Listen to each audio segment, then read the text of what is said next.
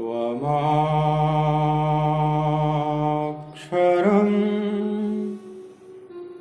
परमं वेदितव्यं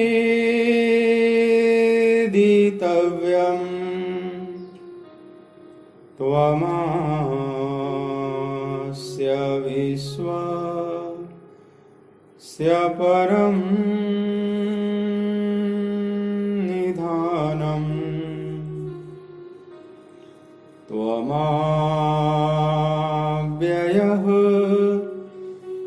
शाश्वत धर्मगोप्ता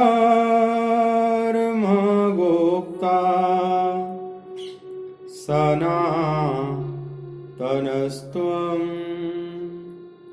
पुरुषो मतो मे वायुर्यमोऽग्निः वरुणः शशाङ्कः प्रजापतिस्त्वं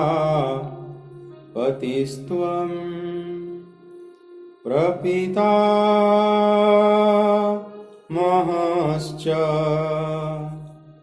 नमो नमस्तेस्तु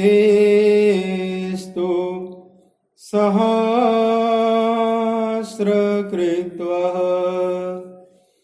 पुनश्च भूयोऽपि नमो नमस्ते। बोलिए भक्त वत्सल भगवान की जय।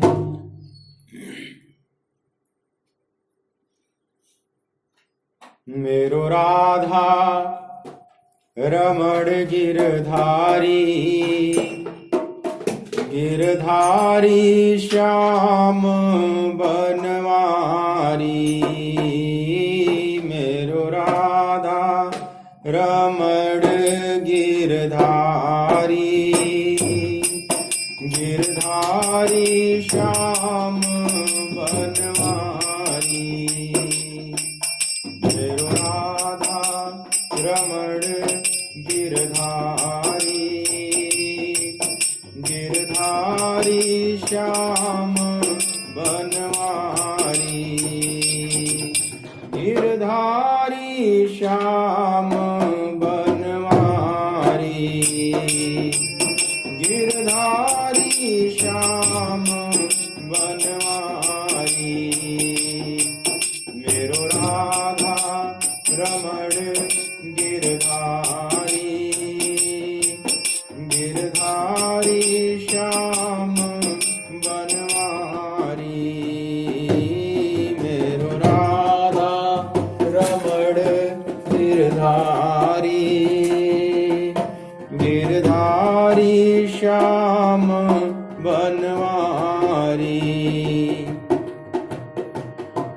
मेरो राधा रमण मेरो राधा रमण मेरो राधा रमण मेरो राधा रमण मेरो राधा रमण मेरो राधा रमण मेरो राधा रमण मेरो राधा रमण मेरो राधा रमण मेरो राधा रमण मेरो राधा रमण गिरधारी गिरधारी श्याम बनवारी।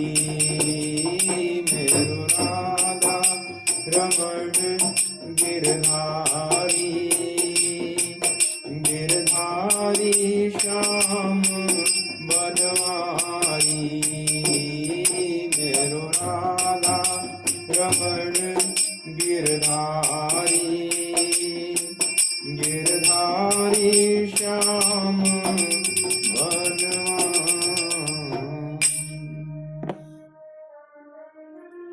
बोलिए श्री राधिका रमण बिहारी लाल की जय।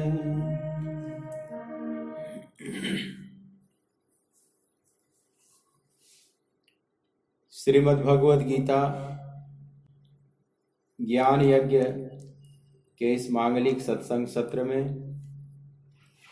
मेरी तरफ से, आराधना कुंज की तरफ से, श्रीधाम वृंदावन की तरफ से आप सभी प्रभु चरणानुरागी गीता प्रेमी भक्त वृंदों का हार्दिक स्वागत है। और आज छोटी दीपावली की बहुत बहुत शुभकामना है आप सभी को।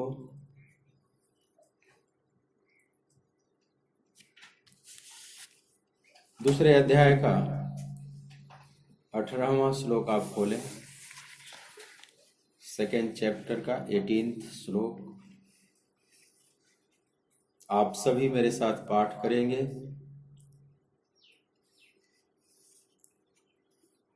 अंतवंत इमे देहा नित्यस युक्तः शरीरिणः अनाशिनो अप्रमेयस्य तस्माद्युध्यस्व भारत। अंतवंत इमे देहा नित्यस युक्तः शरीरिणः अनाशिनो अप्रमेयस्य तस्मात् युध्यस्व भारत। भगवान कहते हैं, और इस नाश रहित अप्रमेय नित्य स्वरूप जीवात्मा के ये सब शरीर नाशवान कहे गए हैं। इसलिए हे भरतवंशी अर्जुन, तू युद्ध कर।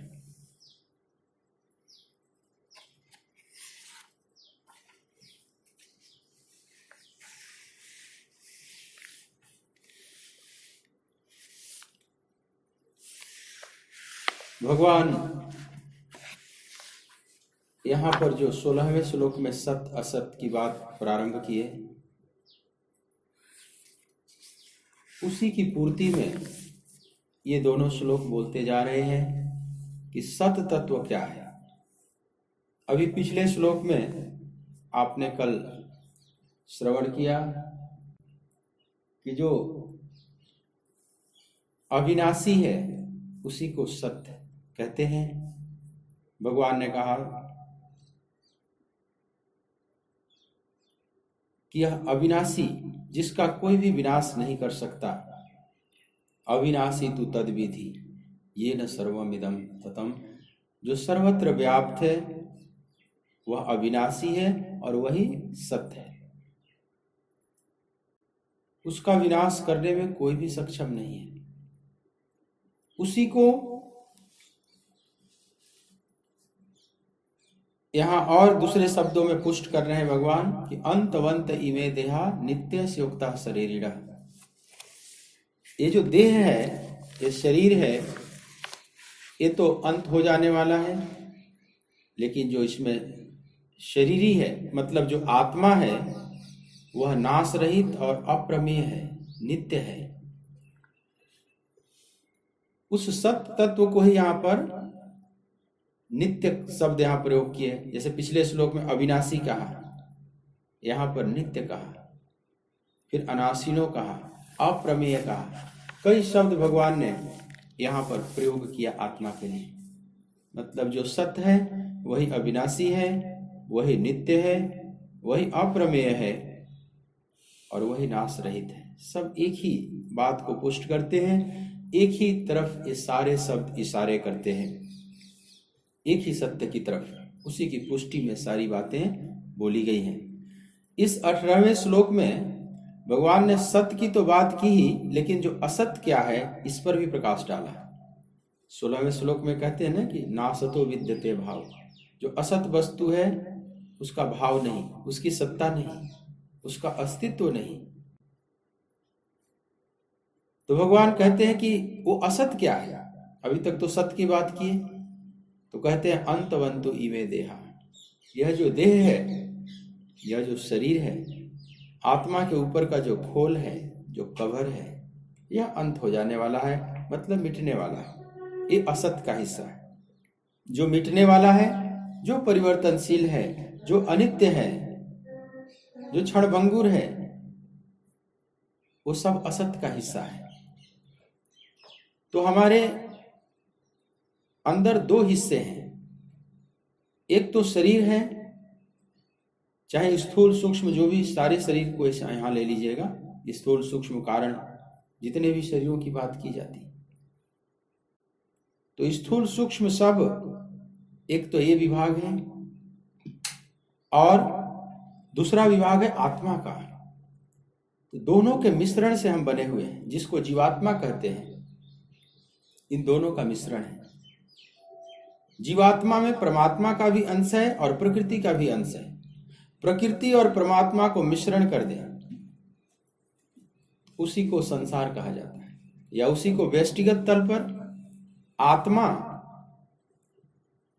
और शरीर, ये दोनों को मिश्रण कर दे, उसी को जीवात्मा कहते हैं। नेचर बॉन्ड सोल माने प्रकृतिबद्ध आत्मा।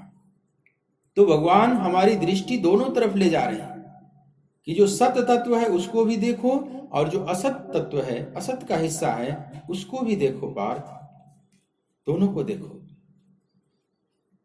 तो जो इसमें मिटने वाला है वो देह, उसको देह कहते हैं। अंतवंतो इमे देहा, इसमें जो देह का भाग है वह अंत हो जाने वाला है, माने असत का हिस्सा है। और जो देही है, जब भगवान गीता में देखो देह कहेंगे तो आत्मा को देही कहेंगे, जब शरीर कहेंगे तो आत्मा को शरीर ही कहेंगे। इस बात को ठीक से समझ लीजिए, कंफ्यूज मत होइएगा। जो साधारण आजकल संस्कृत कितने लोगों को आती है, तो भगवान ही मालिक है, पता ही है। तो कई बार शरीर शरीरी को ही समझने में कंफ्यूज हो जाते हैं। तो शरीरी जहां लिखा हुआ है, समझ लो सत्य, जो सत्य तत्व या आत्म तत्व की बात भगवान कर रहे हैं, उधर इशारा है। या देही जब कहेंगे तो समझ लें आत्मा की बात कर रहे हैं, और देह माने प्रकृति की बात कर रहे हैं। तो भगवान कहते हैं कि यह जो देह है, यह जो ऊपर का खोल है, जो कवर है, जो आवरण चढ़ा हुआ है, मल विक्षेप आवरण, ये सब प्रकृति के हिस्से हैं। आत्मा में कोई मल है, न विक्षेप है, न आवरण है, ये सब प्रकृति में है। अरे अंत हो जाने वाले हैं, ये बनने और मिटने वाले हैं, उत्पन्न होने वाले और नष्ट होने वाले हैं। और तीनों शरीर की यहां बात कर दिया, स्थूल सूक्ष्म कारण। जब हम जागृत अवस्था में रहते हैं, तीनों का जो आधार है जागृत, स्वप्न और सुषुप्ति है। स्थूल शरीर का भान हमें जागृत अवस्था में होता है, स्वप्न में नहीं होता है। स्वप्न में इस शरीर का भान नहीं होगा। स्वप्न में एक अलग जो सूक्ष्म शरीर है, जिसको मन का संसार कहते हैं, वह एक अलग रचना करता है, एक अलग संसार का, एक अलग शरीर की रचना करेगा। और एक सुषुप्ति है, जहां बिल्कुल आप सो जाते हैं, स्वप्न भी नहीं है। जागृत की तो बात ही नहीं, स्वप्न भी नहीं है। उस अवस्था को सुषुप्ति कहते हैं, जहां अपना भान ही नहीं रहता। लेकिन चाहे कितना भी भान न रहे, वहां भी एक हमारी वृत्ति कंपित रहती है। इसलिए जगने के बाद हमें लगता है कि जैसे आज बड़ी अच्छी नींद आई, जैसे खूब गहरी सुषुप्ति में आप चले जाएं, और जब आप जगते हैं तो ऐसा लगता है मैं बहुत गहरी निद्रा में चला गया था। एक अलग अनुभव होता है, एक हल्कापन का अनुभव होता है, जैसे बैटरी 100% चार्ज हो गई। पर यह स्मृति कहाँ बनी हुई है कि मैं बहुत गहरी निद्रा में चला गया था? कहीं ना कहीं वहां भी हमारी वृत्ति कंपित थी। इसलिए महर्षि पतंजलि ने 5 प्रकार की वृत्तियां बताया, उसमें निद्रा को भी एक वृत्ति कहा। महर्षि पतंजलि कहते हैं कि अथ योगानुशासन जब प्रारंभ करते हैं, यह योग एक अनुशासन है जो हमें अनुशासित करता है, परमात्मा की तरफ ले चलता है, मिलन कराता है। लेकिन परमात्मा से मिलन कब होता है? तो कहते हैं योगस चित्तवृत्ति निरोधा। जब चित्तवृत्तियां निरुद्ध हो जाती हैं, तब योग होता है। परमात्मा से मिलन होता है। तो जब चित्तवृत्तियां निरुद्ध हो जाएंगी, योग हो जाएगा, तो फिर क्या घटना घटेगी हमारे भीतर? तो कहते हैं तदा द्रष्टु स्वरूपे अवस्थानम। यह जो दृष्टा है यह अपने मूल स्वरूप में स्थित हो जाएगा। समझ लो, return back to your home, return back to his home. वह अपने घर में लौट आएगा, घर वापसी। तदा द्रष्टु स्वरूपे अवस्थानम, वो अपने घर में, वो भटक गया है, वो अपने घर में फिर आ जाएगा, केंद्र में आ जाएगा। पर प्रश्न उठता है कि जब तक चित्तवृत्ति निरुद्ध नहीं हुई तो यह दृष्टा कहाँ स्थित है? दृष्टा अपने स्वरूप में स्थित हो जाएगा। तो उससे पहले हमारा स्वरूप क्या है? जब चित्तवृत्तियां है तो हमारा स्वरूप क्या है? तो कहते हैं कि हमारा मूल स्वरूप अभी अनुभव में नहीं है। तो कैसा स्वरूप है? तो वृत्ति सारूप्य मित्रत। जैसी चित्तवृत्ति वैसा ही हमारा स्वरूप है। जैसी चित्तवृत्तियों का चश्मा लगा हुआ है वैसा ही हमारा स्वरूप है। हम अपने मूल स्वरूप को भी नहीं जानते। यह आत्मा, ब्रह्म, परमात्मा, ये तो सब सत्संगों में सुनी सुनाई बातें हैं। ठीक ठीक इसका अनुभव नहीं है। तो चित्तवृत्तियां बाधक हैं। वृत्ति सारूप्य मित्र, जैसी चित्तवृत्ति वैसा ही हमारा स्वरूप। अब जब चित्तवृत्ति बाधक है तो पहला स्पष्टीकरण करना शुरू करते हैं महर्षि पतंजलि कि ये चित्तवृत्तियां क्या है। तो कहते हैं वृत्तयः पंचतयः क्लिष्टा अक्लिष्टा। यह वृत्तियां 5 प्रकार की होती हैं और 5 प्रकार की वृत्तियों को भी 2-2 भागों में बांटा, प्रत्येक को, क्लिष्ट और अक्लिष्ट। क्लिष्ट मतलब जो क्लेशों में डालती है, मतलब आसुरी वृत्ति, जिसको गीता में भगवान दैवी आसुरी कहेंगे। और अक्लिष्ट मतलब जो क्लेशों से बाहर निकाले, मतलब दैवी वृत्ति। तो हर वृत्ति के भी 2 भाग होते हैं और 5 प्रकार की वृत्तियां उन्होंने, पतंजलि ने बताया, प्रमाण, विपर्य, विकल्प, निद्रा और स्मृति। तो मैं सारी वृत्तियों की अभी बात नहीं कर रहा हूं आपसे, कभी पतंजलि का योग सूत्र लेंगे तो उस पर बात करेंगे। पर मैं जो आपसे बात कहना चाह रहा हूं, जहां आपकी दृष्टि ले जाना चाहता हूं, कि महर्षि पतंजलि ने निद्रा को भी वृत्ति कहा। निद्रा भी एक वृत्ति है, मतलब सुषुप्ति में भी हमारी वृत्ति कंपित रहती है। स्वप्न में तो खूब कंपित रहती है, सपने में तो पूरा ही कंपित रहती है, उसका पूरा संस्कार बनता है। लेकिन जब हम सुषुप्ति में चले जाते हैं, जब गहरी प्रगाढ़ निद्रा में चले जाते हैं, तो वहां भी हम पूरी तरह से प्रकृति से डिस्कनेक्ट नहीं हो जाते। ये नहीं कि आत्मा अपने मूल स्वरूप में स्थित हो गई है सुषुप्ति में, संसार एकदम भूल गया, खो गया, ऐसा नहीं। फिर तो समाधि हो जाए। समाधि और सुषुप्ति में क्या फर्क है? समाधि में कोई भी वृत्ति नहीं है। समाधि की परिभाषा करते हैं महर्षि कि तदैव अर्थ मात्र निर्भासम स्वरूप शून्यम इव समाधि।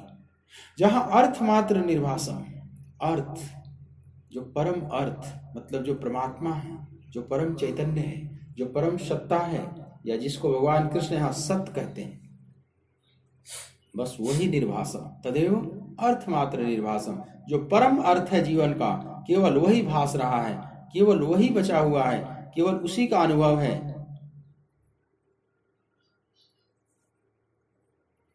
और स्वरूप शून्यम, अपना जो यह स्वरूप है, सांसारिक स्वरूप, जो चित्तवृत्तियों से आवृत वाला स्वरूप है, यह शून्यम, यह खो जाएगा। इव समाधि, इस अवस्था का नाम समाधि है।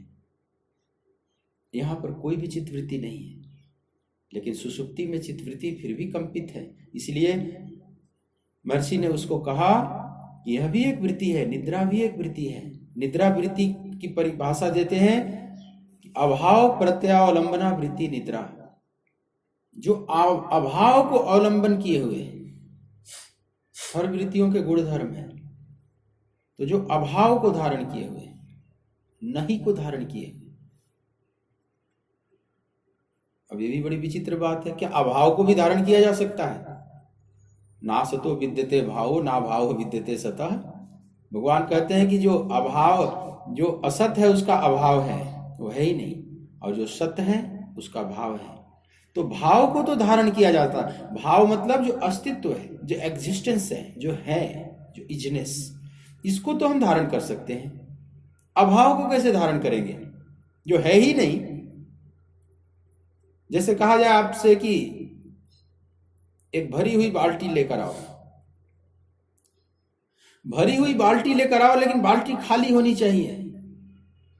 बाल्टी पूरी भरी हो आनी चाहिए, लेकिन बाल्टी में कोई चीज नहीं होनी चाहिए। अब बताओ कैसे कोई लाएगा? ये तो कबीर के वही उलटवासी वाले भजन की तरह हो गया। गुरु ने पठाया चेला नियामत लाना।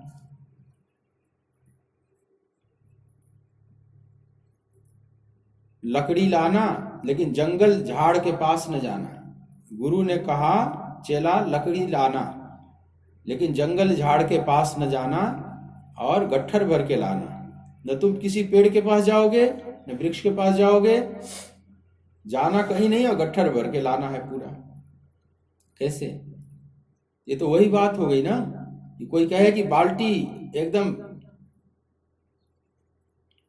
भरी हुई हो चीजों से, लेकिन खाली भी हो। दोनों कैसे हो सकता? अभाव को कैसे आप ला सकते? अभाव को बाल्टी कैसे धारण कर सकती है? यही संसार का रहस्य है, यही संसार का सबसे बड़ा मिराकल है, सबसे बड़ा चमत्कार है। अभाव भी धारण किया जाता है। पूरा संसार ही एक अभाव है।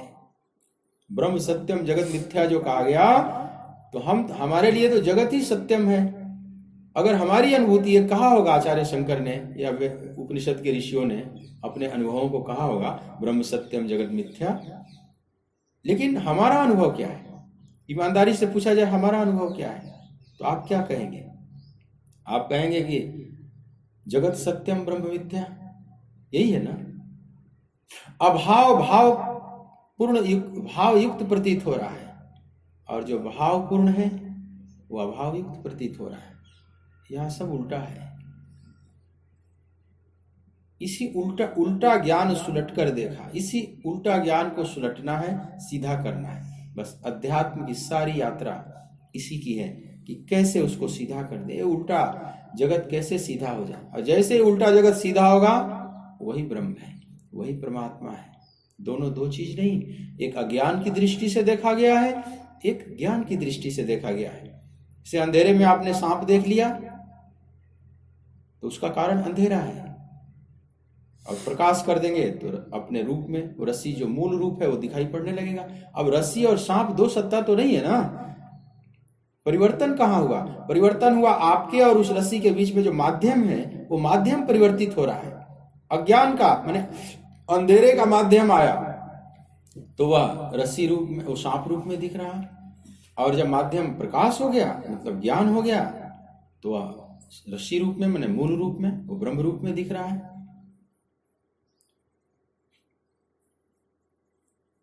तो रज्जु सत्यम सर्प मिथ्या, लेकिन जब अंधेरे में देखा जाएगा तो उल्टा हो जाएगा। सर्प सत्यम रज्जु मिथ्या, जगत सत्यम ब्रह्म मिथ्या।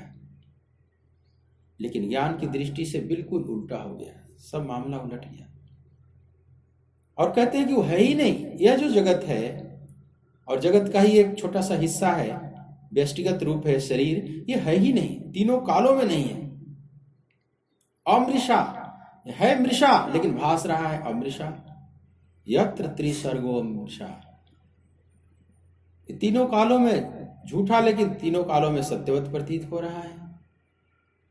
इसी भ्रम को, इसी सम्मोहन को तोड़ना है। वास्तव में वेदांत में महापुरुषों ने कहा कि कुछ पाना है न कुछ खोना है। नहीं, हमारे लिए कुछ पाने जैसा है न हमारे लिए कुछ खोने जैसा है। न तो हम कुछ खो सकते हैं, चाह के भी नहीं खो सकते, और न हम कुछ पा सकते हैं।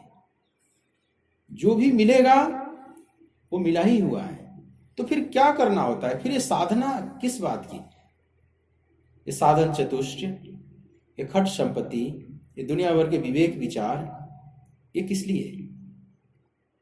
तो वे महापुरुष कहते हैं कि केवल एक सम्मोहन तोड़ने के लिए। हम सम्मोहित हो गए, हिप्नोटाइज हो गए।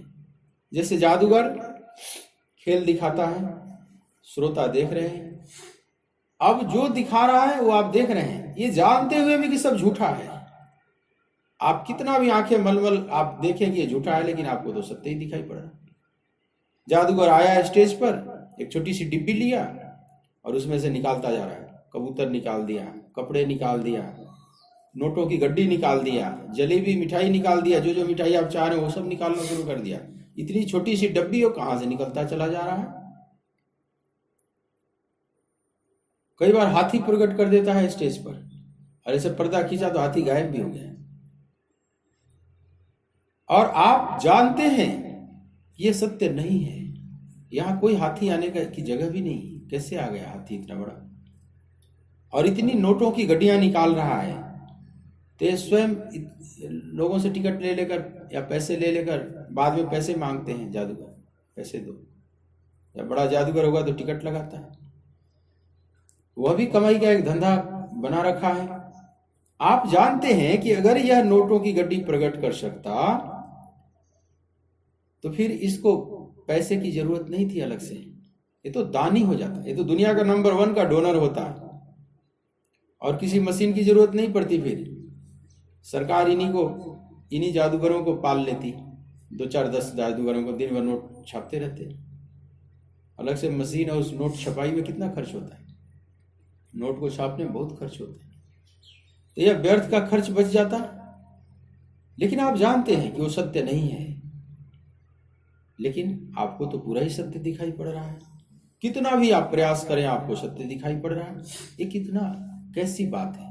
तो क्या कर देता है वह जादूगर? क्या कर देता है श्रोताओं पर, दर्शकों पर? तो वह हिप्नोटाइज कर देता है, वो सम्मोहन विद्या छोड़ देता है। अब सम्मोहन का मतलब होता है जैसा वो चाहेगा आप वही देखेंगे। उसके जब क्षेत्र फील्ड में आ जाएंगे तो जैसा चाहेंगे वैसा ही आप देखेंगे। आप कितने भी आंख मलते रहें, आप कितना भी प्रयास करते रहें, लेकिन आप उस सम्मोहन को तोड़ नहीं सकते। हाँ, वो भी सम्मोहन तोड़ने का तरीका है। कुछ ऐसे भी लोग हैं जिन पर उसका जादू काम नहीं करता, वे सम्मोहित नहीं होते, वे भ्रमित नहीं होते, लेकिन वे भी एक जादूगर होते हैं। एक बड़ा जादूगर है, उससे बड़ा भी, उस पर वो जादू काम नहीं करेगा। फिर किसी भी प्रकार से हम सम्मोहित नहीं हो सकते। लेकिन हम जिस तल पर जी रहे हैं, हम जिस मन को आधार बनाकर जी रहे हैं, ये मन सम्मोहित किया जा सकता है। इसीलिए आज तो आधुनिक युग में आप सब जानते हो, नार्को टेस्ट किया जाता है। बड़े बड़े अपराधी जब पकड़े जाते हैं और प्रशासन उससे उगलवाना चाहता है सत्य को, और नहीं बोलेगा, कितना भी टॉर्चर करो नहीं बोलेगा, वो मर जाएगा, नहीं बोलेगा, उसके अंग प्रत्यंग काट दो फिर भी नहीं बोलेगा। तो अंतिम जो उपाय है वह है नार्को टेस्ट। ये नार्को क्या है? नार्को में कोई कष्ट नहीं दिया जाता है, किसी प्रकार से उसको टॉर्चर नहीं किया जाता, बस उस अपराधी को लिटा दिया जाता है। और मनोवैज्ञानिक होते हैं वहां, उसको हिप्नोटाइज करते हैं, धीरे धीरे सम्मोहित किया जाता है, उसको सुलाया जाता है। सुलाते सुलाते एक ऐसी स्टेज पर लाया जाता है जहां वो बिल्कुल सो भी न जाए, एकदम सुषुप्ति में चला जाएगा तो फिर वार्ता नहीं होगी, और जागृत रहेगा तो झूठ बोलेगा। मतलब उसके ऊपर का जो मन है, जिसको कॉन्शियस माइंड कहते हैं, उसको सुला दिया जाता है। लेकिन भीतर का जो सब कॉन्शियस है, माने अचेतन मन जिसको कहते हैं, वो बहुत गहरा है, इस मन से बहुत ज्यादा गहरा है और बड़ा है भीतर वाला मन। हम जिस मन से व्यवहार करते हैं तो बहुत ऊपर ही है।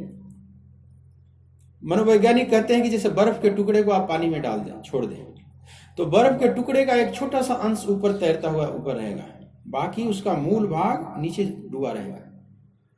उसका 9-10 हिस्सा नीचे डूबा रहेगा पानी में, एक हिस्सा केवल 1.9 जो भाग है वो केवल ऊपर रहेगा, बाकी नीचे डूबा हुआ है। ऐसे ही जिस मन से हम व्यवहार करते हैं, ये मन तो बहुत ऊपर है, थोड़ा थोड़ा है, लेकिन जो सबकॉन्शियस, जो स्वप्न की रचना करता है, जब आप सो जाते हैं, वो मन इतना शक्तिशाली है कि वो गहरे में गया हुआ है, 9 हिस्सा नीचे डूबा हुआ है। लेकिन उस मन की खासियत है कि वो झूठ नहीं बोलता, वो बड़ा पवित्र है। ऐसा समझ लो पानी में जैसे बर्फ का टुकड़ा आपने छोड़ दिया और धूल उड़ उड़ कर आ रहे हैं, जल पर पड़ रहे हैं, संसार का धूल पड़ रहा है उड़ उड़ कर। तो ऊपर का जो हिस्सा है जो जल से बाहर थोड़ा सा दिख रहा है, क्योंकि घनत्व कम होता है ना बर्फ का, तो पानी में तैरता है बर्फ, तो थोड़ा सा ऊपर तो रहेगा। जैसे लकड़ी का टुकड़ा आप डाल देते हो, वैसे बर्फ का टुकड़ा पानी में छोड़ दो तो ऊपर आएगा।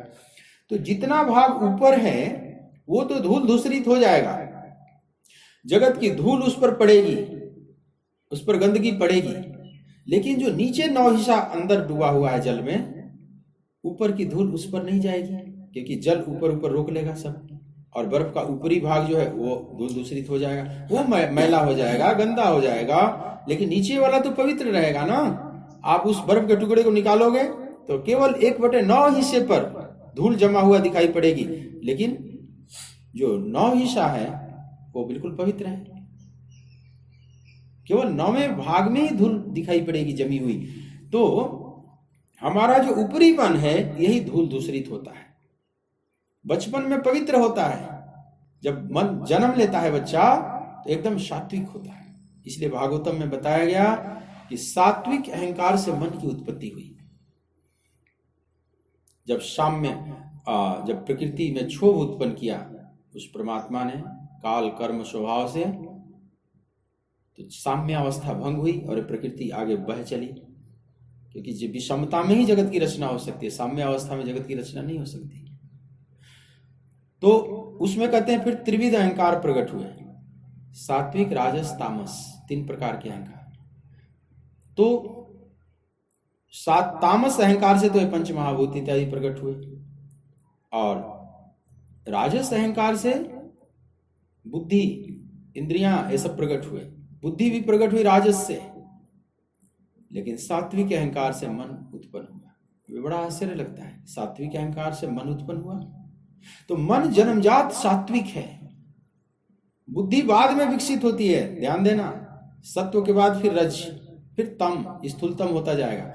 बच्चा जैसे जन्म लिया तो उसमें बुद्धि नहीं होती, उसमें केवल एक पवित्र मन होता है, जो सात्विक अहंकार की रचना है या उत्पत्ति है।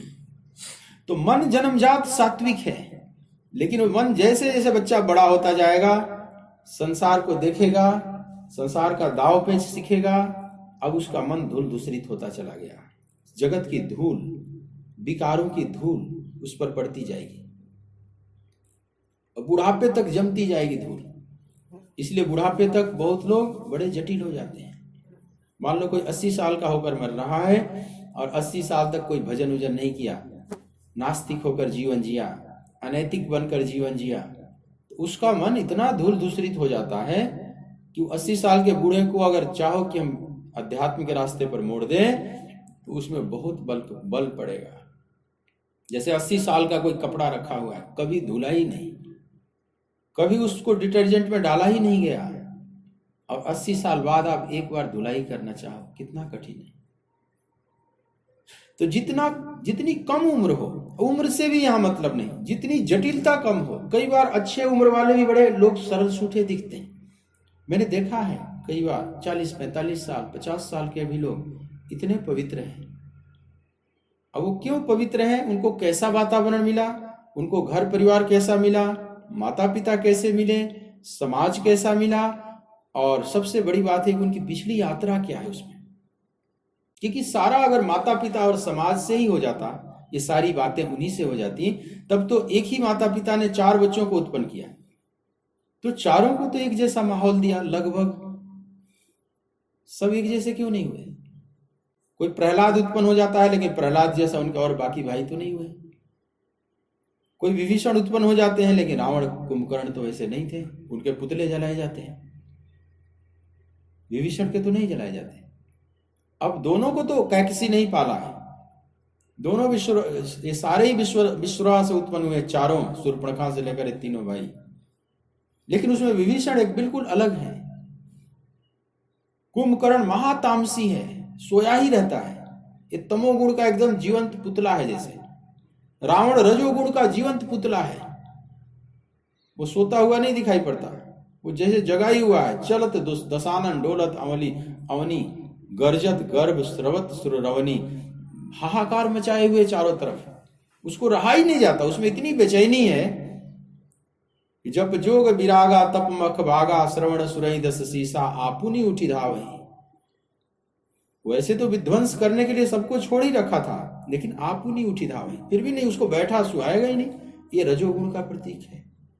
जब रजोगुण ओवर हो जाएगा, ओवरफ्लो होने लगेगा व्यक्ति में, तो आपुनी उठी धावही, वो एकदम दौड़ पड़ेगा बिना मतलब के भी, वो कुछ भी करेगा, उसको कुछ करने को चाहिए। ये चूहा होता है ना, चूहा कुछ कुतरेगा, उसको कुतरने को कुछ चाहिए ही चाहिए, वो शांत नहीं बैठ सकता। तो रजोगुण रूपी चूहा हमारे भीतर आ जाएगा तो कुछ ना कुछ क्रियाशील करेगा ही करेगा। तो रावण रजोगुण का जीवंत पुतला है, लेकिन विभीषण सत्वगुण के जीवंत पुतले हैं। रावण के लात खाकर भी राम को नहीं छोड़े, उनके पुतले नहीं जलाए जाते। तो एक ही माता पिता ने पाला, कैकसी नहीं पाला है, विश्रवा नहीं पाला है इन सबको, पर अंतर क्यों हो गया? अगर केवल माता पिता कारण होते, परिवार समाज परवरिश मित्र उनके, ये सब कारण होता, यह भी कारण है, लेकिन मेरे देखे 10-5%, 90-95% कारण है उस जीव की अपनी पिछली यात्रा। उसने क्या अर्जित किया है पिछला, उसका वो इफेक्ट है। उस सब पिछली यात्राओं का, पिछली यात्राओं में किए गए कर्म का, पिछली यात्राओं में किए गए कर्म से बने हुए संस्कार समूहों का, उन संस्कार समूहों से बने हुए स्वभाव का वो कंबाइंड इफेक्ट है। एक सामूहिक प्रभाव है। हम जो भी हैं आज, हम जो भी हैं वर्तमान में, हम अपने पिछले ही कर्मों का एक कंबाइंड इफेक्ट है, एक सामूहिक प्रभाव है, और ये बड़ा काम करता है। तो कोई कोई अगर पिछली उसकी यात्रा अच्छी है तो 50 साल का भी हो जाएगा तो उसके मन पर धूल बहुत कम होते हैं, उसका मन बड़ा पवित्र होता है, बालकवत होता है। और कोई 15 साल में ही इतना कुटिल हो जाता है, जटिल हो जाता है, 10 साल में ही उसमें उभरने लगती है अनेक ऐसी तामसी वृत्तियां, आसुरी वृत्तियां। उसका कारण क्या है? उसकी अपनी पिछली यात्रा। लेकिन जब जन्म लेगा बच्चा तो उसका मन पवित्र रहेगा। पवित्र, अभी जैसे रावण भी जन्म लिया है तो जन्म लेते ही उस पर आसुरी वृत्ति अभी छा नहीं गई, लेकिन उसके अंदर जो आसुरी संस्कार बना पड़ा है मन के भीतर, जो स्वभाव में, वो तुरंत हावी होना शुरू करेगा। अब उसको जीने नहीं देगा, तुरंत वो वैसा वैसा लक्षण प्रकट हो जाएगा। जैसे युधिष्ठिर का भी लक्षण प्रकट होगा, दुर्योधन का भी प्रकट होगा। तो जब बच्चे हैं, मान लो 1 महीने के बच्चे हैं, दुर्योधन हो चाहे युधिष्ठिर हो, 1 महीने में पता नहीं चलेगा, दोनों लगेंगे सात्विक, दोनों बड़े पवित्र। इसलिए बच्चों की आंखें कितनी पवित्र होती, उन आंखों को देखकर आप नहीं बता सकते ये बच्चा दुर्योधन बनेगा कि युधिष्ठिर बनेगा, क्योंकि अभी मन है केवल सात्विक है। और जब बड़ा होता जाएगा तो उसका जो पिछला संस्कार है, मूल स्वभाव जो अर्जित किया है जन्मांतरों में, वो सब उस पर हावी होता जाएगा और उस पवित्र मन को अब मैला करता चला जाएगा। तो जैसे बर्फ का ऊपरी हिस्सा ही केवल धूल धूसरित होगा, जो पानी के अंदर डूबा हुआ है वो पवित्र होगा, तो धूल धूसरित कौन सा हिस्सा होता है? हमारा ऊपरी मन, जो अचेतन मन है, वो दाव पेच नहीं जानता, वो बिल्कुल सही बोलता है। यही नार्को जो टेस्ट किया जाता है, नार्को एनालिसिस जो किया जाता है, बस इसी विज्ञान पर आधारित है। उसके ऊपर वाले मन को सुला दो, नीचे वाले मन को जगाओ जो स्वप्न में जगता है। अब स्वप्न आपके बस का तो नहीं है। आप कितना भी चाहो कि हम बढ़िया स्वप्न देखें, हर आदमी देखना चाहता है बढ़िया सुंदर स्वप्न, सब दिवा स्वप्न देखना चाहते हैं, लेकिन ऐसा होता तो नहीं। बड़े भयानक भयानक सपने आते हैं। आप खूब बढ़िया शांत मन से आपने सोया, शयन किया, और पता चला कि ऐसे भयानक स्वप्न में चले गए। जगने के बाद कई बार लगता है मैं कहाँ चला गया, ऐसा तो मैं देखना भी नहीं चाहता था। अब वहां आप बस में नहीं हो। आप कितना भी संकल्प करके सो कि मैं बढ़िया ही स्वप्न देखूं आज, लेकिन आप अपने बस में नहीं रहो। ये जो संकल्प कर रहा है तो ऊपर वाला मन है, इसकी तो बहुत कम गणना है, तो बहुत कम पावरफुल है। और भीतर का जगेगा तो, और भीतर वाला झूठ नहीं बोलता, बस ये समझने की बात है। वो बच्चे की तरह है, वो जैसे बर्फ का निचला हिस्सा है पानी के अंदर डूबा, वो पवित्र ही है। धूल ऊपर से कितनी भी धूल की आंधियां चलती रहे, ऊपर का बर्फ धूल दूषित होगा, नीचे वाला पवित्र है। तो झूठ नहीं बोलता, वो चाहे कितना भी बड़ा आतंकवादी हो। तो ऊपर ऊपर आतंकवादी है और भीतर जो है वो अब सत्य बोलेगा। ये जो भजन में गाते हो कि तोरा मन दर्पण कहलाए, भले बुरे सारे कर्मों को देखे और दिखावे, तोरा मन दर्पण कहलाए। ये कौन सा मन दर्पण है? ये ऊपर वाला मन नहीं, ये गलत है। आप भजन लगा लेते हो जरूर, लेकिन इसका शुद्ध अर्थ नहीं समझते। ये ऊपर वाला तो बहुत बेईमान है। चोर भी अपने को कहता है मैं चोर नहीं हूं, अपने को स्वीकार नहीं करता। कई बार पुलिस पकड़ कर ले जाती है चोरों को, हाथ में हथकड़ियां लगी हैं, कमर में रस्सी बंधी हुई है, आगे पीछे पुलिस वाले उसको ले जाते हैं, टॉर्चर करते हुए ले जा रहे हैं, लेकिन बड़े रोब से देखता है पुलिस वालों को, बड़े गुस्से में देखता है। उसके अंदर कोई ग्लानि नहीं, इतना बड़ा संगीन अपराध किया है लेकिन कोई ग्लानि नहीं। मान लो करोड़ों का उसने लूटपाट मचाया है, लेकिन उसके बारे सामने कितना भी बड़ा पुलिस ऑफिसर आए, कितना भी उसको धिक्कारे, उसकी आंखों में शर्म नहीं होती। क्यों? क्योंकि वो पुलिस वालों को भी जानता है। कहता है कि वो मन में सोचता है कि तुम कौन से अच्छे हो, केवल मैं ही चोर हूं, चोर तो तुम भी हो, मेरे से ज्यादा बड़े चोर हो। मैं तो इस भेष में चोर हूं और मैं भी जानता हूं कि चोर हूं। तुम तो बहुत पवित्र वस्त्र धारण किए हुए, यूनिफॉर्म पहने हुए हो, और उसमें चोरी कर रहे हो, राष्ट्र के साथ दगा दे रहे हो। तुम सफेद चोर हो, मैं ब्लैक चोर हूं, तो तुम सफेद चोर हो। सफेद चोर और खतरनाक हो।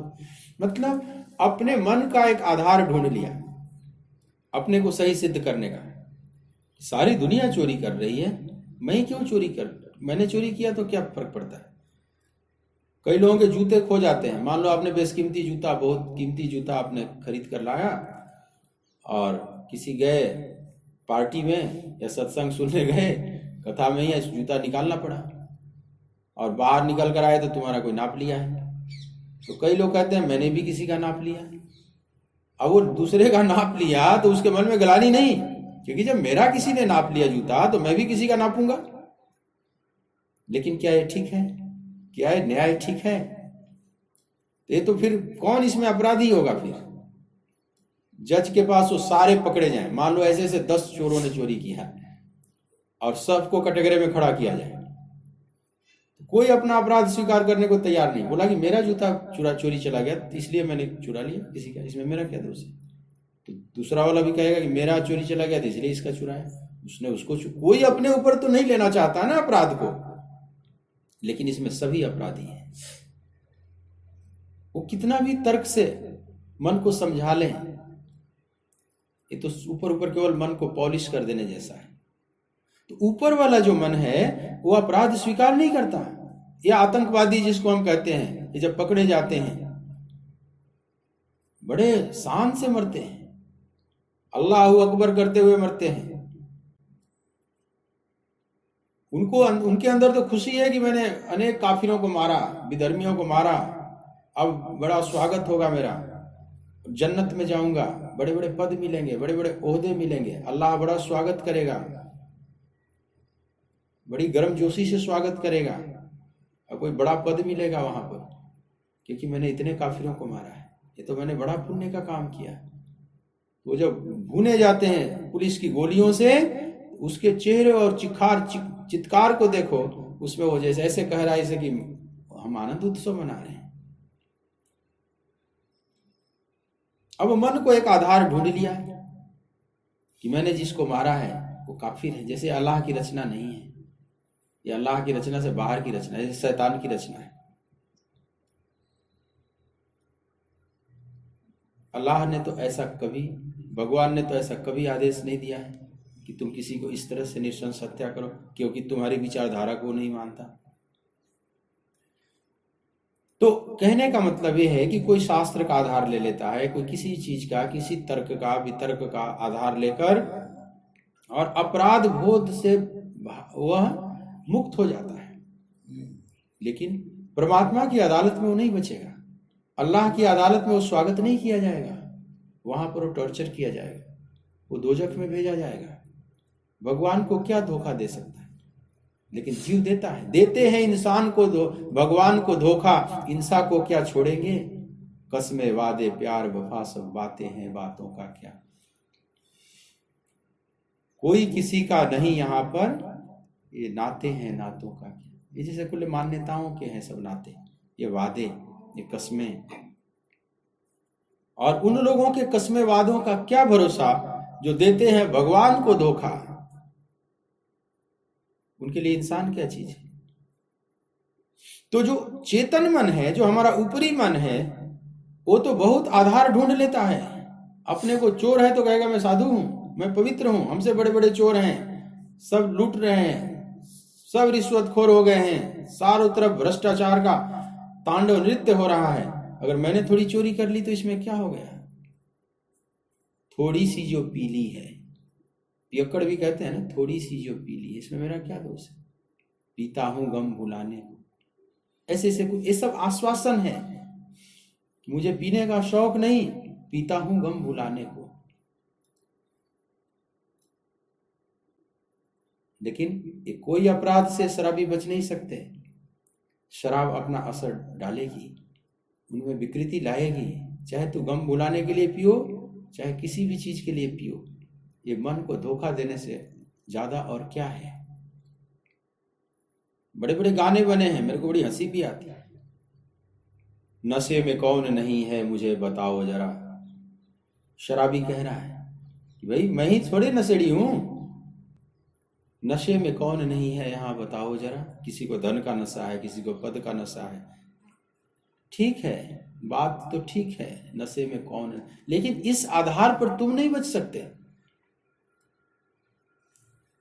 नशा तो एक ही सही है ना, जो नानक को लगा कि सभी नशे संसार के उतर जात पर भात, नाम खुमारी नानका चढ़ी रहे दिन रात। नानक कहते हैं कि एक ही नशा करने जैसा है। जब बाबर ने जेल में डाल दिया नानक को, नानक के सिपाहियों ने, बाबर के सिपाहियों ने नानक को गुप्तचर समझकर और इनको जेल में डाल दिया है। वहां खूब चक्की भी चलाए हैं, कुछ दिन नानक चक्की भी चलाए हैं, गाते हैं ना पंजाब में। तकिया में बाबर दे दरबार, एक मस्ताना जोगी। तकिया में बाबर दे दरबार, एक मस्ताना जोगी। बाबर दे जेल खाने, पीसन नु मिल दे दाने। बाबर दे जेल खाने, पीसन नु मिल दे दाने। चक्की भी चलती आपो आप, एक मस्ताना जोगी। चक्की भी बोले एक ओंकार, एक मस्ताना जोगी। तकिया में बाबर दे दरबार, एक मस्ताना जोगी। तो वह मस्त योगी, लेकिन उसको बाबर के सिपाहियों ने गुप्तचर समझ लिया और जेल में डाल दिया। चक्की पीसे हैं नानक, लेकिन नानक की चक्की भी ऐसे फूल की तरह चल रही है जैसे चक्की भी चलती आपको आप। वह अकाल पुरुष की इच्छा मिला चुके हैं। हुक्मी रजाई चढ़ना नानक लिखिया नान, जो तुदु भावे साई भलिकार। तू सदा सलामती निरंकार, हुक्मी हुक्म चलावे राह। नानक बिगसे बेपरवाह। समझ, वो ये कहते हैं कि यह भी तुम्हारा हुक्म है, यही तुम्हारी इच्छा है, तो कोई बोझ नहीं, कोई तनाव नहीं। इसलिए चलती आपको, आपका मतलब है नहीं कि नानक बैठे हुए हैं पद्मासन लगाकर और चक्की अपने आप चल रही है। ये तो बाद में कुल नासमझों ने ऐसे चमत्कार की रचना कर देते। चक्की भी चलती आपो आप, मतलब वो ऐसे फूल की तरह चला रहे हैं जैसे कोई भार ही नहीं, ठाकुर का कई काम कर रहे हैं, वो अपने उस परमात्मा का ही काम कर रहे हैं, यही उसकी इच्छा है, तो उसकी इच्छा में इच्छा मिला रहे हैं। फिर नानक की खबर बाबर तक जाती है, लगता है कि ये कोई फकीर है, इनमें तो कोई गिलानी ही नहीं, क्या जेल क्या बाहर एक जैसे, आज वालों जैसे नहीं जेल में कोई सड़ रहे हैं पंजाब हरियाणा में बड़े बड़े धर्मगुरु, और ये जेल में जब डाले जाते थे तो ऐसे ऐसे शेर को पिंजड़ा में डाल दो, या जंगली बिगड़ैल कुत्ते को जैसे कोई पिंजड़ा में बंद कर दे और तड़फे खूब, ऐसे नहीं। बड़े बड़े धर्मगुरु बंद है ना, तो जेल में डालते वक्त बड़े तड़फे, बड़े परेशान हुए, सब तिकड़म लगा लिए जो बचने का, वकीलों पर अदालतों पर खूब धन की वर्षा भी किए। नानक भी जेल में गए, लेकिन ऐसे नहीं, वो हरी इच्छा समझकर चलो ये भी एक प्रभु की इच्छा है। तो उन लोगों ने समझ लिया कि हम लोगों ने गलत समझ लिया है, कोई जासूस नहीं है, और नानक को निकाल कर फिर लाया गया। बाबर बोला कि जरा लाओ मेरे पास, तो बाबर ने बड़ा बेशकीमती शराब पेश किया।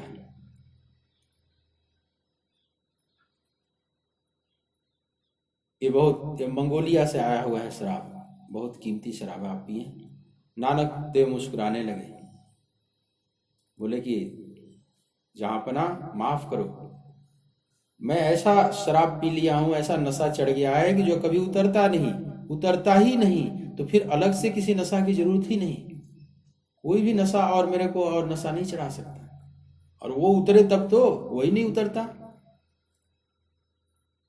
बाबर ने कहा वो कौन सी नशा है, हमें तो आज तक पता नहीं, बताओ, मैं भी वो मंगाऊंगा, मेरे लिए तो, मेरे समझ में तो यही बेशकीमती धरती का नशा है जो अभी मैंने प्रस्तुत किया है आपको। बोले कि नहीं, ये कोई भी नशा सब सुबह उतर जाएगा, सभी नशे संसार के उतर जात पर भात, नाम खुमारी नानका चढ़ी रहे दिन रात। कोई भी नशा उतर जाता है, जो चढ़ा है वो तो उतरेगा ही ना। नानक देव कहते हैं मैंने ऐसा नशा का पान किया है कि उसकी खुमारी उतरती ही नहीं, चढ़ी रहे दिन रात। इसलिए अलग से किसी नशा की जरूरत नहीं। बाबर ने कहा कि जरा वो हमें भी पिलाइए। नानक देव ने कहा कि अभी तुम्हारी अवस्था नहीं आई बाबर, तुम्हारी अवस्था, तेरे अंदर बहुत सपने हैं, ख्वाब हैं, मैं भारत का, पूरे पृथ्वी का एक छत्र बादशाह बनूं, सब पर हुकूमत करूं, सबको अपने धर्म में दीक्षित कर दूं, परिणित कर दूं।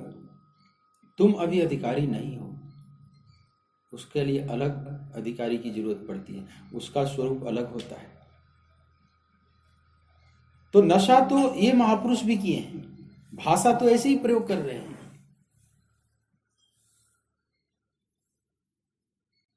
और एक नशेड़ी भी अपने को बचाने के लिए आधार ले लेता है कि नशे में कौन नहीं है मुझे बताओ जा, तो नशे में तो नानक भी है और वो शराबी भी है। तो शराबी ने अपने मन का आधार ढूंढ लिया ना, अरे जब सब नशा कर रहे हैं तो मैं भी कर रहा हूं, तो मेरा क्या दोष, इसमें तो मेरा थोड़ी सी जो पीली है इसमें क्या मेरा दोष है। लेकिन नहीं, ये सब मन का कपट है। इस कपट से, इस कनिंगनेस से बचना, मन इतना पाजी है कि हमें बर्बाद करने का अनेक उपाय ढूंढ लेता है। जब उसके अहंकार को चोट लगती है तो वो आधार ढूंढ लेता है, एक ढाल बना लेता है। घोर कलियुग छाया हुआ है, चारों तरफ अधर्म का एकदम बोलबाला है, अधर्म का अंधकार छाया हुआ है। अगर मैंने थोड़ी भूल की तो मेरा क्या दोष, ये तो घोर कलियुग का दोष। काल ही कर्म ही ईश्वर ही मिथ्या दोष लगाए, तो दोष लगाएगा, मिथ्या दोषारोपण करेगा कि जब मैंने नहीं पाया तो इसमें मेरा क्या दोष है। जो न तरे भव सागर नर समाज अस पाई, नहीं, इससे पहले वाला है, काल ही कर्म ही ईश्वर ही मिथ्या दोष लगाए। ये तो आगे वाला दोहा है कि जो न तरे भव सागर नर समाज अस पाए, सो कृत निंदक मंदमती आत्मा हन गति जाए। वो आत्महत्यारा है, कृत निंदक है, स्वयं का हत्यारा है, लेकिन वो आधार क्या ढूंढ लेता है कि काल ही कर्म ही ईश्वर ही मिथ्या दोष लगाए। समय ने साथ नहीं दिया, भाग्य ने साथ नहीं दिया, और अंत में भगवान पर ही दोषारोपण कर दिया। ईश्वर मेरा साथ नहीं दिए, भगवान ने साथ नहीं दिया, मेरा दोष नहीं है। सिर धुनि धुनि पछताए, सो परत्र दुख पावहीं, सिर धुनि धुनि पछताई, काल ही कर्म ही ईश्वर ही मिथ्या दोष लगाए। अभी जो मिथ्या दोष लगा रहा है, अपने को बचा लिया और बाकी सब पर फेंक दिया। अच्छे गुरु नहीं मिले, अच्छे गुरु भाई नहीं मिले, अच्छा माहौल नहीं मिला, अच्छे माता पिता नहीं मिले, अच्छा विद्यालय नहीं मिला, अच्छी तरह से परवरिश नहीं हुआ, मेरा संतुलित आहार नहीं मिला, बैलेंस डाइट नहीं मिला। कई जगह वो आधार ढूंढेगा, सिर्फ अपने को बचा लेगा नहीं। यह चेतन मन का सब कार्य है, ये वो ऐसी रचना करता है, अपने पर नहीं लेगा, फेंकता चला जाएगा। जो ऊपर का मन, ये तो अपने को साधु कहेगा, कितना भी बड़ा अपराध किया हो, लेकिन जो भीतर का मन है, अचेतन मन, सबकॉन्शियस माइंड, वो झूठ नहीं बोलता, वो स्वीकार करेगा कि मैंने भजन नहीं किया तो दोष मेरा है। रिझ न पाए अगर भक्त वत्सल प्रभु, रिझ न पाए अगर भक्त वत्सल प्रभु, तो सत्य है साधना में कमी रह गई। सत्य है साधना में कमी रह गई, कैसे कह दूं प्रभु की कृपा में कमी, कैसे कह दूं प्रभु की कृपा में कमी। खुद मेरी प्रार्थना में कमी रह गई, खुद मेरी प्रार्थना में रह गई। रिझ न पाए अगर भक्त वत्सल प्रभु, रिझ न पाए अगर भक्त वत्सल प्रभु। तो सत्य है हमारी ही साधना में, प्रार्थना में, अर्चना में, वंदना में कहीं ना कहीं कमी रह गई। इतना प्रामाणिक हमें बनना चाहिए, अपने ऊपर दोष लेने का स्वभाव बनाना चाहिए, उससे भी सुधार होता है। कम से कम अपनी कमी स्वीकार करेंगे तभी तो अपने कमी को आप सुधारेंगे। जाने ते छीजहि कछु पापी, जान लेने से भी तो कुछ छीड़ होते हैं ना। शुगर का रोगी है, उसको पता चल गया कि मेरे अंदर शुगर है, तो उस दिन से परहेज तो प्रारंभ करेगा ना कुछ ना कुछ। लेकिन यह चेतन मन नहीं समझने देता। जब अचेतन मन में आप डूबेंगे तो वो आपको दिखाएगा, भले बुरे वो सब दिखाएगा।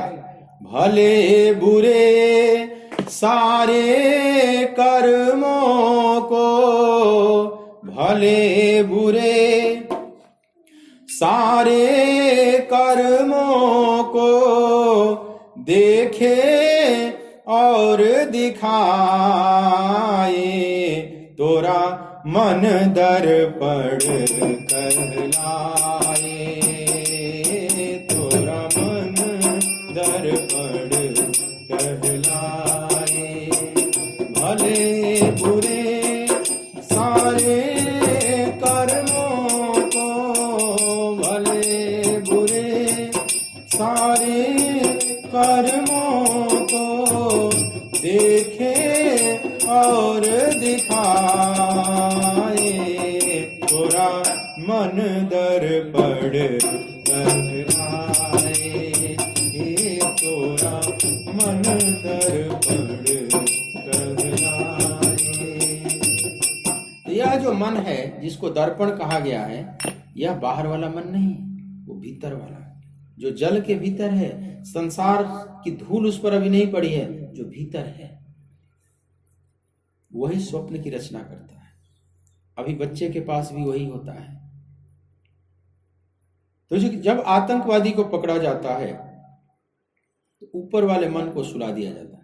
समझ लो ऊपर के बर्फ के टुकड़े को काट दिया गया है। अब जो बचा वो पवित्र है, वो झूठ नहीं बोले। कसाब का जब हो रहा था नार्को एनालिसिस, तो बाद में उसका दिखाया टीवी पर भी, मैंने भी देखा था। अब उसको हिप्नोटाइज कर दिया गया, ऊपर के मन को सुला दिया गया। अब अचेतन मन जागृत हुआ। उससे पूछते थे तुम्हारा नाम क्या है, अपना सही नाम बताता है, पिता का नाम क्या है, भाई कितने हो, गांव का नाम क्या है, पढ़ाई कितना किया, बड़े होकर इस आतंकवादी संगठन में कैसे भर्ती हुआ, फिर कैसे यहाँ आया, सब बताया जा रहा है। ऐसे आया, हम लोगों ने ऐसे किया, फिर आया मुंबई, फिर वहां पर हमने गोली चलाना शुरू कर दिया CST पर। फिर पूछा कि कितने लोग मरे, तुमने कितनों को मारा, तो बोलता है कि मुझे नहीं पता। अब देखो कितना पवित्र है, वो गिन गिन कर तो नहीं मार रहा है ना, कितने मरे उसको खुद ही नहीं पता, वो तो अंधे की तरह केवल जलाया जा रहा है। तो जब ये प्रश्न किया गया कि कितने लोग मरे, बोला मुझे नहीं पता। और जब उसकी रिकॉर्डिंग उसी को बाद में सुनाई गई, जब वो जग गया तब लगा अरे मैंने, यही मेरी रिकॉर्डिंग है, मैंने सब बोल दिया। आश्चर्य है, ये मनुष्य भी एक आश्चर्य है, इसमें बहुत कुछ छुपा हुआ है। ऊपर ऊपर तो बहुत थोड़ा है, भीतर का संसार इतना बड़ा है। जितने सूक्ष्म में जाओगे उतना बृहद होता चला जाता है, नियम है। जैसे मैं जो शब्द बोल रहा हूं, ध्वनि, ये बहुत साधारण ध्वनि है, 330 मीटर चलती है केवल 1 सेकेंड में। लेकिन यही मोबाइल फोन खींच रहा है, आप जूम पर सुन रहे हो, और तुरंत इसको 3 लाख किलोमीटर 1 सेकेंड में परिणित कर दे रहा है और आप तक पहुंच जा रही है ध्वनि। और फिर आपके सामने जो डिवाइस लगा है, फिर उस सूक्ष्म तरंगों को पकड़कर फिर साधारण स्थूल तरंग बना देता है और आपको सुनाई पड़ रही है मेरी आवाज। अब मैं बोल रहा हूं, धरती पर जहां भी लोग सुन रहे हैं, सब एक साथ सुन रहे हैं। कितनी गति है इसकी। और वैसे मैं बोलूं तो मात्र 330 मीटर 1 सेकेंड में। मैंने 1 किलोमीटर भी जाने में 3 सेकेंड से ज्यादा लग जाएगा समय, और 1 सेकेंड में वो 3 लाख किलोमीटर की गति तय कर लिया। हमारे बीच और आपके बीच जो कम्युनिकेट हो रहा है, इंटरनेट के माध्यम से जो सत्संग सुन रहे हैं, इसमें इस डिवाइस का योगदान है। ये डिवाइस क्या करता है, स्थूल तरंगों को सूक्ष्म बना दिया, स्थूल ध्वनि को अति सूक्ष्म बना दिया, और वो ध्वनि इतनी सूक्ष्म हो जाती है कि आश्चर्य है, पूरी पृथ्वी को अपने चपेट में ले ली। उसके लिए 1 सेकेंड भी बहुत है, पूरी पृथ्वी की परिक्रमा कर लेगा 8 बार 1 सेकेंड में। जरा सोचो कि कोई चीज स्थूल से सूक्ष्म होता है तो कितना बलवान हो जाता है। ऐसे ही जो हमारा स्थूल मन है ऊपर ऊपर का, ये तो बहुत साधारण है, इसमें कोई खास पावर नहीं है। लेकिन जो भीतर वाला है इतना पावरफुल है, उसको तोड़ने में ही जन्म जन्म मुनि जतन कराही, अंत राम कही आवत नहीं। जो कहा गया ना, बहुनाम जन्मनाम अंते ज्ञानवान माम प्रपद्यते। स्वयं गीता में भगवान कृष्ण इस बात को स्वीकार, बहुनाम जन्मनाम अंते, अनेक जन्म संसिद्धस ततो याति पराम गति में। ये अनेक, बहुनाम, ये सब शब्द बार बार आएंगे गीता में भी। मतलब इसकी भीतर के मन की भयंकरता को तो भगवान कृष्ण भी स्वीकार कर रहे हैं। अर्जुन अपने मन की भयंकरता को जब देखे तो चंचलम ही मना कृष्ण प्रमाथ ही बलवत दृढ़ तस्याहम निग्रहम मन्ये वायुरीव सुदुष्करम। इसकी जड़ें इतनी गहरी हैं, मन के स्थूल से जब सूक्ष्मतम रूप में आप जब चलते जाएंगे तो इतना पावरफुल होता चला, वहां पर इसको उखाड़ कर फेंकना बहुत कठिन हो जाता है। और भगवान भी स्वीकृति दिए कि बलवान दृढ़ हठी सब है, असंशय महाबाहो मनो दुर्निग्रहम चलम। इसमें कोई संशय नहीं है महाबाहो, तो महाबलशाली हो, बड़ी भुजाएं हैं, बड़ी शक्तिशाली भुजाएं हैं तुम्हारी, तो महाबाहो भी जब कंपित हो जा रहे हो, इस मन को रोकने की जब बात आती है, बड़े बड़े महाबाहो भी हिल जाते हैं। जीतम जगत के न तो मनो ही न। आचार्य शंकर से पूछा कि असली विजेता कौन है, असली महाबाहो कौन है? जीतम जगत के न, किसकी भुजाओं में इतनी ताकत है जिसने पूरी जगत को जीत लिया? विश्व विजेता होने का कौन खिताब पाएगा? किसके गले में वो मेडल डाला जाए? तो कहते हैं मनो ही न, जिसने मन को जीता। मन की शक्ति को जो जीता उसी को महावीर कहते हैं। जैनियों के अंतिम तीर्थंकर है महावीर, और एक चींटी नहीं मारे पूरे जीवन में। जहां बैठते थे वहां भी पिंछी से झाड़ कर बैठते थे, कोई जीव न मर जाए। आलोकित पान भोजन करते थे, या करने के लिए उन्होंने कहा, आलोकित पान माने आलोक जब तक हो, उजाले उजाले में भोजन कर लो, कि अंधेरे में उस समय कोई कीट पतंग न मर जाए, कोई खा न जाओ, आग में कोई जल न जाए। इतना जो अहिंसा का उपदेश दिया, और उसको महावीर कहा गया। हनुमान जी को महावीर कहा गया, ये तो बात समझ में आती है। हनुमान जी की वंदना, आज कुछ लोग हनुमान जयंती भी मनाते हैं, तो उन्हें हनुमान को महावीर कह के भगवान राम ने स्वयं उनकी वंदना किया। ये बात तो समझ में आ रही है, बड़े बलवान थे। महावीर बिनवऊ हनुमाना,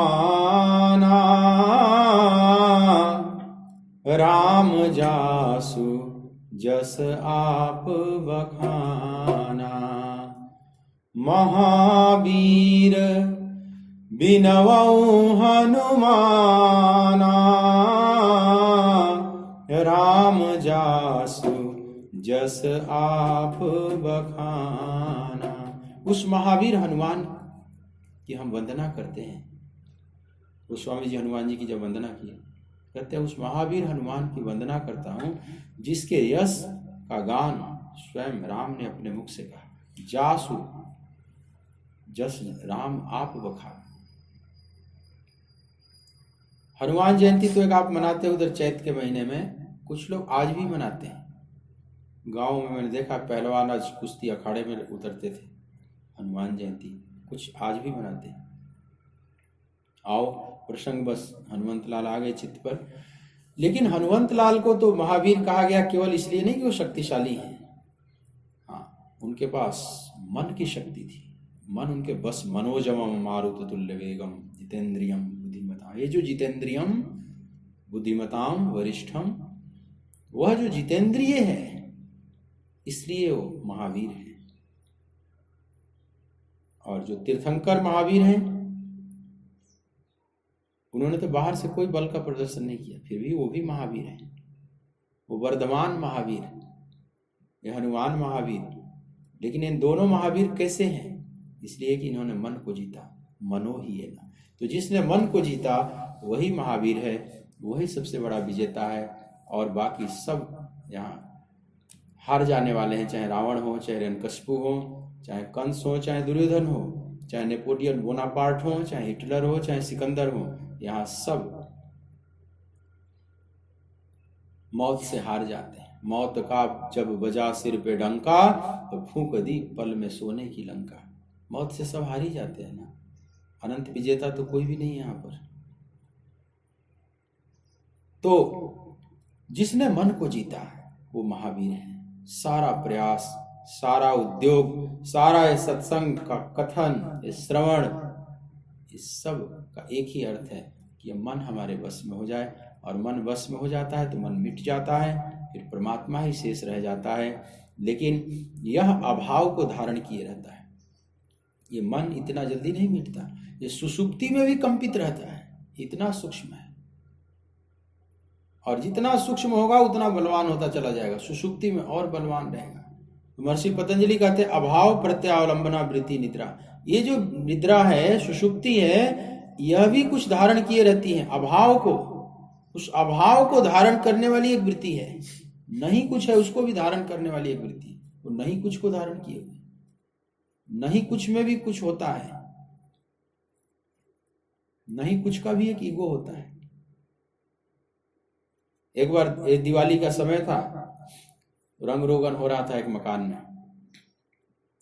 तो एक मकान से थोड़े हटकर एक पेड़ के नीचे एक व्यक्ति खूब आराम से बैठा हुआ था, पेड़ से पीठ लगाकर। कोई व्यक्ति वहां पर आए, पेड़ के नीचे राही चलते हुए, वो भी छांव में बैठ गए। बोले भाई आप क्या करते हैं? बोला मैं रंग रोगन करता हूं। तो काम चल रहा है कहीं? बोला हाँ, सामने वो मकान नहीं देख रहे हैं, पुताई हो रही है। बोला आप रंग रोगन करने वाले, आप यहाँ बैठे हुए हो? और वो तो बोला कि हमारे मजदूर काम कर रहे हैं उसमें, वो मजदूर जो कर रहा है ना वो मेरा है। बोला क्या मजदूरी देते हो? बोला 500 रुपया पर दिन का। पूछा और मालिक से कितना लेते हो? तो बोला 500 रुपया। मालिक से आप 500 रुपया लेते हो और उसको भी मजदूरी 500 देते हो, तो तुझे क्या मिला? तो बोला कि मैं उसका बॉस हूँ, मुझे बॉस बनने का जो आनंद आता है, मेरे थ्रू मैं 500 रुपया लिया मालिक से, उसको 500 दिया, तो मेरे हाथ में तो जीरो लगा, लेकिन मुझे बॉस बनने का जो आनंद आता है। अब देखो ना, कुछ को ये अभाव को धारण किए हुए, उसके हाथ में 0 रुपया लगा, लेकिन बॉस गिरी का आनंद तो आया ना, मेरे अंडर में काम कर रहा है, मैं इसको पैसा दे रहा हूं। इसको कहते हैं अभाव। अहंकार अभाव को भी धारण करता नहीं, कुछ का भी बड़ा अहंकार होता है। मैं कुछ हूं, मैं सम बॉडी, मैं उसका मालिक हूं। तो मन कहां कहां सूक्ष्म चीजों को पकड़कर और हमें उलझाए रहता है माया में, उसको पकड़ना बड़ा कठिन है। लेकिन ये सब परिवर्तनशील है। भगवान कहते अंतवंतो इमे देह, ये सब असत के हिस्से हैं और असत के हिस्से को केवल मिटाना है। सत्य तो पाया ही हुआ है, सत्य तो हमारा मूल स्वभाव है, उसमें न कुछ पाना है न खोना है। जो कुछ भी खोना है बस सिर्फ इस असत के हिस्से को। भगवान कहते हैं जो मिटने ही वाला है उसको इतनी गहराई से नहीं पकड़ना चाहिए। पार्थ, तुम जो शोक कर रहे हो ये सब असत को लेकर कर रहे हो। ये असत था भी नहीं, रहेगा भी नहीं, अभी भी केवल भास रहा है, इसकी एक क्षण भी सत्ता नहीं। अंतवत्तो इमे देहा नित्य से युक्ता शरीरिणः अनासीनो अप्रमेयस्य तस्मादित्यस्व भारत। थोड़ी सी और बात करेंगे। भगवान अच्छे अच्छे शब्द कह रहे हैं। अनासीनो अप्रमेय, एक शब्द इन्होंने प्रयोग किया, भगवान अप्रमेय। यह जो सत्य है वो अप्रमेय है। इन सब बातों पर बात करेंगे। कल दीपावली का परम पावन पर्व है। अपने सनातन धर्म में दीपावली का बहुत महत्व है। इस पर्व का सभी आनंद उठाते हैं, बच्चे से लेकर बूढ़े तक सभी इसका आनंद लेते हैं। परम पवित्र पर्व। कोरोना का यह वैश्विक महामारी है, इसलिए बहुत से नियम कानून भी लगे हुए हैं, लेकिन अपने दायरे में ही स्वदेशी वस्तुओं का उपयोग करके खूब दिए जलाएं, खूब आनंद मनाएं। कल थोड़ी सी बात हम लोग दीपावली के उपलक्ष्य में भी करेंगे आज। और ये सब दीपावली फेस्टिव सीजन शुरू हो गया है। कल धनतेरस था, आज भी कुछ उसका अंश है। आज नरक चतुर्दशी या छोटी दीपावली, कल दीपावली, परसों गोवर्धन पूजा, उसके आगे भाई दूज। ये 5 दिवसीय पर्व प्रारंभ हो चुका है। तो कल थोड़ी दीपावली पर बात करेंगे और परसों गोवर्धन पूजा है। ब्रजभूमि में मैं बैठा हुआ हूँ, गिरिराज की गोद में बैठा हुआ हूँ, तो कल थोड़ी सी परसों गिरिराज भगवान पर भी बात करेंगे, थोड़ी उनकी भी कथा की जाएगी। आज की कथा यही विश्राम देते हैं और आइए मेरे साथ 2 मिनट आप कीर्तन बोलेंगे। कृष्ण गोविंद गोविंद हे गोपाल नंदलाल। कृष्ण गोविंद गोविंद हे गोपाल नंदलाल। कृष्ण गोविंद गोविंद हे गोपाल नंदलाल। कृष्ण गोविंद गोविंद हे गोपाल नंदलाल। कृष्ण गोविंद गोविंद हे गोपाल नंदलाल। कृष्ण गोविंद गोविंद हे गोपाल नंदलाल। हे गोपाल नंदलाल, हे गोपाल नंदलाल। गोपाल नंदलाल, हे गोपाल नंदलाल। हे गोपाल नंदलाल, हे गोपाल नंदलाल। गोपाल नंदलाल, हे गोपाल नंदलाल। कृष्ण गोविंद गोविंद हे गोपाल नंदलाल। कृष्ण गोविंद गोविंद हे गोपाल नंदलाल। कृष्ण गोविंद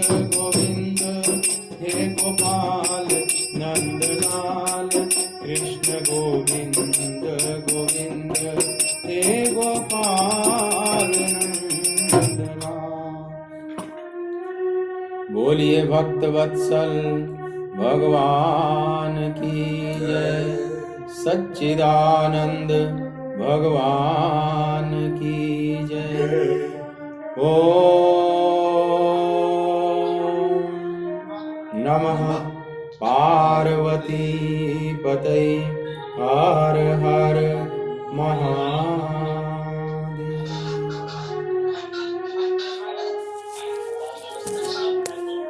जय श्री कृष्ण।